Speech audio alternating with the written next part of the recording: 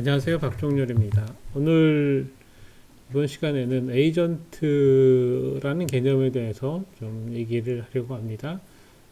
에이전트란 개념은 생성형 인공지능에서 굉장히 각광받는 기술 중에 하나입니다. 하지만 우리가 조금 더 깊게 토론에 대한 얘기를 해야 되는 부분이 있을 것 같아서 오늘 주제 에이전트와 인공지능이란 주제로 진행해 보도록 하겠습니다.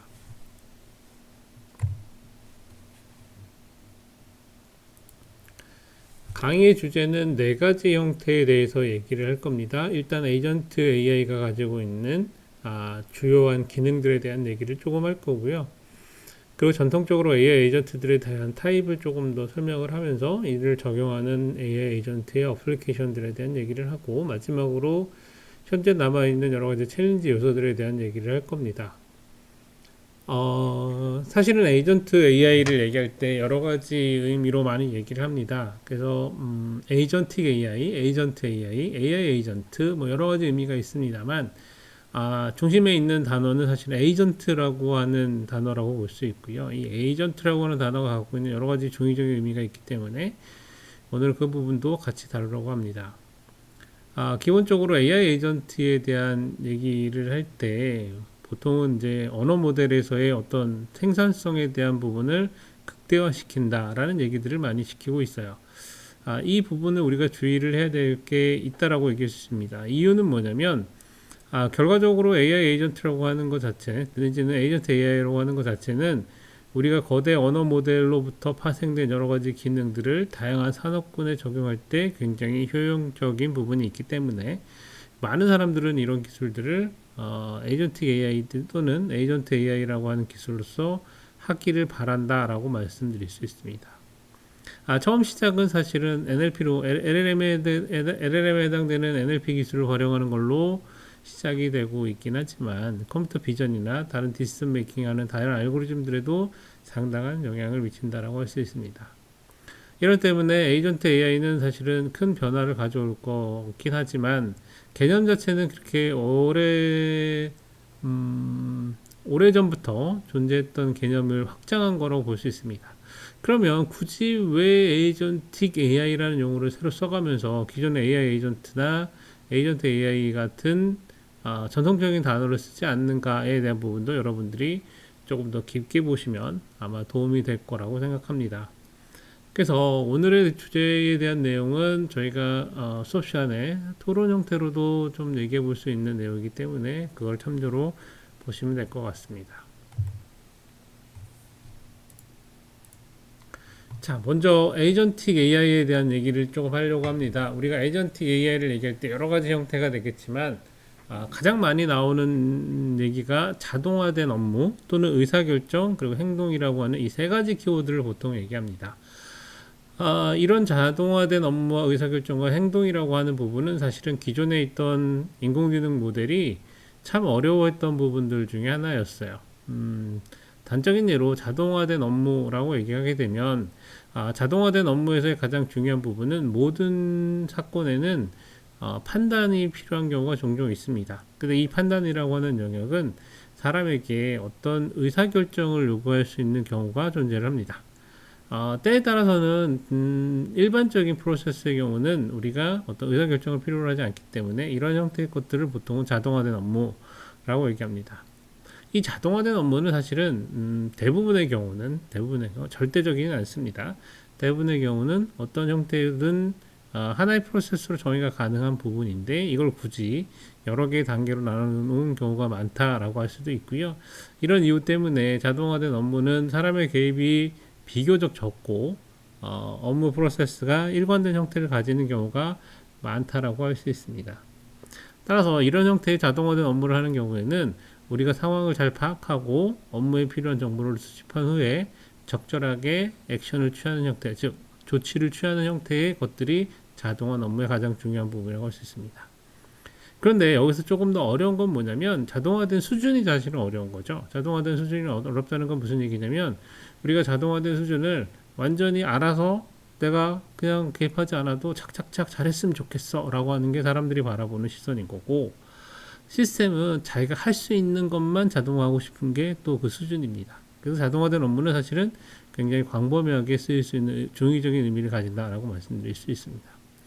두 번째 키워드는 의사결정에 대한 부분입니다. 의사결정이라고 하는 건 충분히 손해가 가지 않고 우리가 어떤 결정을 내렸을 때 그 결정에 대한 책임을 질 수 있는 것을 말하는 겁니다. 그런 이유 때문에 인공지능 시스템에서 인공지능은 대부분의 경우 의사결정을 하지 않습니다. 그 이유는 회사나 조직에 막대한 손실을 끼칠 수 있기 때문에 이런 경우에 에이전트 AI, 즉 인공지능의 필요성이 사라질 수 있다라고 하는 두려움이 있기 때문입니다. 따라서 의사결정은 대부분 사람이 해왔는데 지금 이제 의사결정에서 논하는 이유가 뭐냐면 어느 정도는 내가 이런 형태의 내용으로 레커멘데이션을 해주게 되면 사용자들이 그 다음 액션을 받아들인다라고 가정을 한다 그러면 그 가정에 따른 의사결정 정도는 에이전트 AI가 할 수 있지 않겠냐라고 하는 부분을 보시면 됩니다. 그러니까 무슨 얘기냐면 의사결정은 모든 의사결정을 한다기보다는 허용 가능한 수준에서의 어떤 의사결정을 도와주는 거다라고 얘기하시면 됩니다. 어떤 사람이 물건을 구매할 때 가격이 굉장히 중요한 사람이 있고 제품의 퀄리티가 굉장히 중요해서 여러 사람의 리뷰가 중요한 경우도 있습니다. 이럴 경우에 LLM한테 계속 중복적으로 사용을 하다 보면 대부분의 경우는 자기가 처음에는 질문을 하고 답변을 받고 주고받는 과정에서 자기가 의사결정을 하려고 하지만 만약에 이게 루틴화 된다 그러면 사람들은 당연하게도 이 루틴화된 부분을 이용해서 그냥 네가 대신해줘 라고 맡길 수 있게 됩니다. 단적인 예로 최근에 이제 구독형 서비스들이 많이 있죠. 구독형 서비스가 사실은 그렇게 절대적으로 싼 가격은 아니지만 사용자들한테 굉장히 편리한 부분이 있습니다. 이 편리함 때문에 내가 세탁기 세제가 떨어지거나 아니면 집에 있는 샴푸가 떨어지거나 이런 부분을 굳이 내가 어떤 생각을 하거나 관여를 해서 구입하기보다는 인공지능 시스템이 적절하게 재고 관리하고 가격이 좀 더 저렴할 때 조금 더 사고 가격이 좀 비싸지면 이거를 조금 더 천천히 사는 형태의 관리를 해준다 그러면 사실은 그 효용성은 높아질 수 있습니다.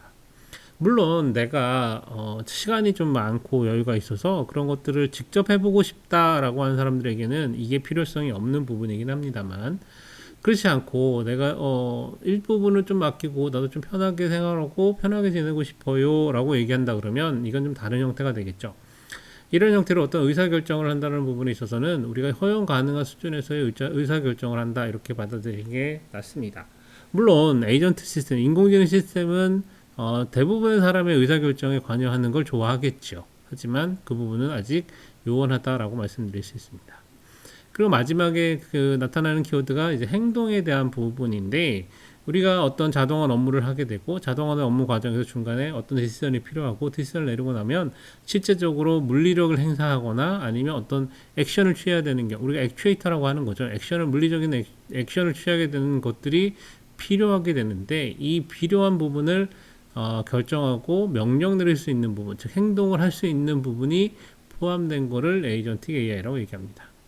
자, 그럼 다시 한번 정리해 볼게요. 에이전틱 AI라고 하는 거는 자동화된 업무, 의사결정, 행동을 구사할 수 있는 형태의 것들이 포함되어 있는 인공지능 시스템을 에이전틱 AI다라고 말할 수 있습니다.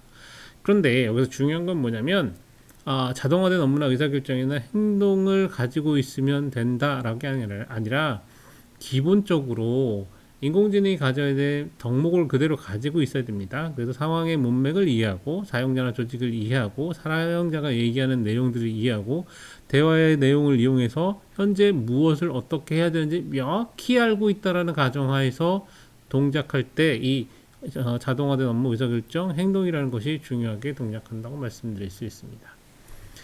자, 만약에 이렇게 우리가 의사결정과 행동을 할 수 있는 어떤 시스템을 만든다라고 가정해 봅시다. 그런 경우에 조직이나 어떤 사용자 입장에서는 나를 대신해서 뭔가를 할 수 있는 능력으로 크게 각광받을 수 있습니다.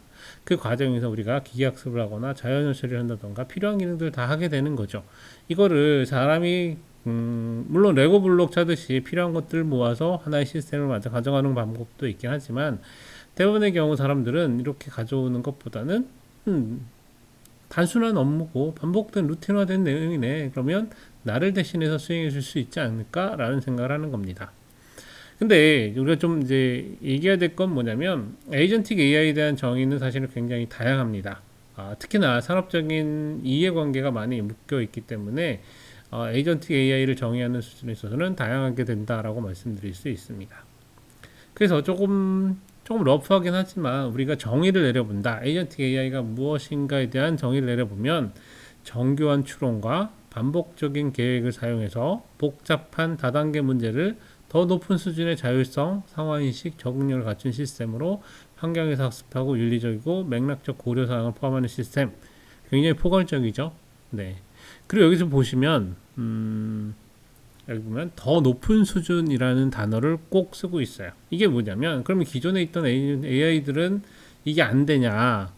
돼요. 되는데 이 되는 것들을 우리가 조금 더 고도화할 수 있는 방법론에 대한 것들을 좀 담아보자 라고 하는 게 에이전틱 AI의 큰 피처라고 할 수 있습니다.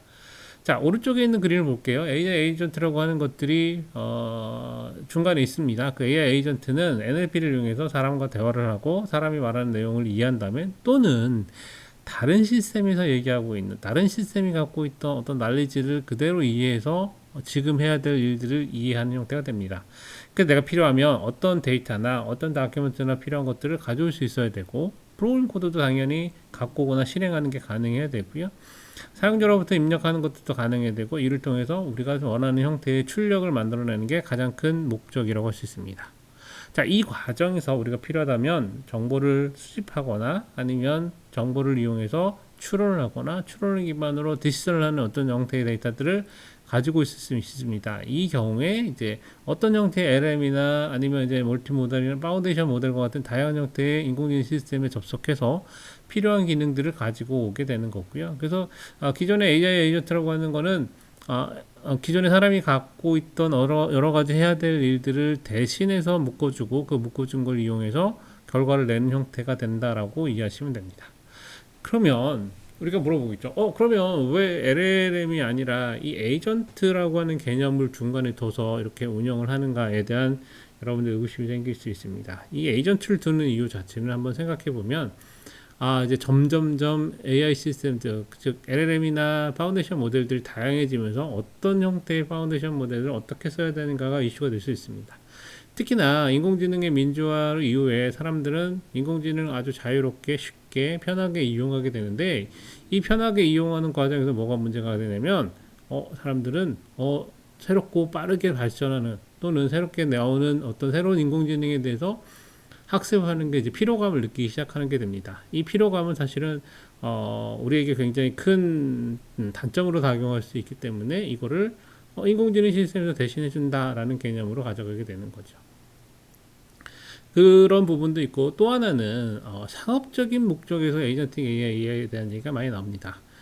대부분의 경우 에이전틱 AI를 얘기하는 사람들을 보면 여기 그림에는 뭐 메타나 구글이나 여러 가지 형태의 회사들이 나와 있긴 하지만 대부분의 글로벌 테크 기업들은 에이전틱 AI를 그렇게 좋아하지 않습니다. 왜냐하면 자신들의 LLM을 갖고 있고 우리가 LLM을 통해서 서비스할 수 있음에도 불구하고 이 에이전트라고 하는 개념이 들어오면서 나를 대신하거나 아니면 다른 사람이 중간에 중개업자가 끼일 수 있다라는 부분은 생각하게 되는 거죠. 지금도 여러분들 그 LLM 시스템을 사용하는 경우에 직접 내가 돈을 쓰고 되고 가입을 해서 사용하는 경우도 있긴 하지만 특정 에이전트를 통해 가지고 다수의 LLM 시스템에 접속해서 그때 사용량 기반으로 요금을 지불하는 경우도 있습니다. 어떤 게 좋다라고 얘기하기는 좀 어렵긴 하지만 우리가 필요한 경우에 필요한 만큼 사용할 수 있게 한다는 측면에서는 상당히 좋은 거라고 할 수 있습니다. 자, 그러면 이제 에이전틱 AI에 대한 내용을 조금 더 자세하게 들여다볼 건데 그 전에 여러분들이 AI 에이전트들이 갖고 있는 개념에 대한 내용을 조금 더 확장해서 기존에 갖고 있던 인공지능에 대한 부분, 그 다음에 에이전트, 기본적으로 지능형 에이전트라고 하는 시스템이 어떤 특징을 갖고 있는지에 대한 부분, 그리고 우리가 이제 어디까지 이 에이전트에게 내가 해야 될 임무나 내가 해야 될 어떤 역할을 맡길 수 있을까에 대한 부분을 잘 고민해 보셔야 됩니다. 이런 부분을 우리가 고민했을 때 이거는 정말로 필요한 부분이다, 내가 사람들에게 정말로 잘 갖춰주고 잘 전달해야 될 부분이다 라고 얘기할 수 있는 것이 있는지 한번 생각해 봐야 되는 겁니다. 그래서 정에서도 말씀드렸다시피 맨 마지막에 항상 나오는 건 윤리적이라고 하는 부분이 항상 들어가게 되게 있습니다. 그래서 내가 나 대신에 누구를 죽여줘와 같은 말도 안 되는 상황을 만드는 거는 윤리적으로 허용되지 않기 때문에 에이전트가 할 수 없는 응용으로 볼 수 있습니다. 자, 그럼 정리를 해볼게요. AI 에이전트라고 하는 건 자동화된 업무, 의사결정, 행동이라고 세 가지 키워드를 가지고 있지만 또 한 가지 우리가 필요한 건 정확한 문맥을 이해하고 사람과의 대화를 통해서 하고자 하는 미션을 잘 이해해서 플랜을 세워서 실행할 수 있는 것까지의 역할이다. 그리고 그 기능 자체가 기존에 갖고 있던 인공 시스템보다 훨씬 더 복잡한 단계를 거치고 고도화된 형태의 그 시스템을 만들어내서 서비스 하는 것이다 라고 말씀드릴 수 있고요. LLM을 제공하는 서비스 제공자 입장에서는 에이전트가 그렇게 반갑지 않을 수도 있고 때에 따라서는 필요에 따라서는 자신의 이익에 맞춰서 에이전트를 만들어서 배포하기도 합니다. 이런 부분을 가지고서 이제 에이전트에 대한 얘기를 진행해 보도록 합니다.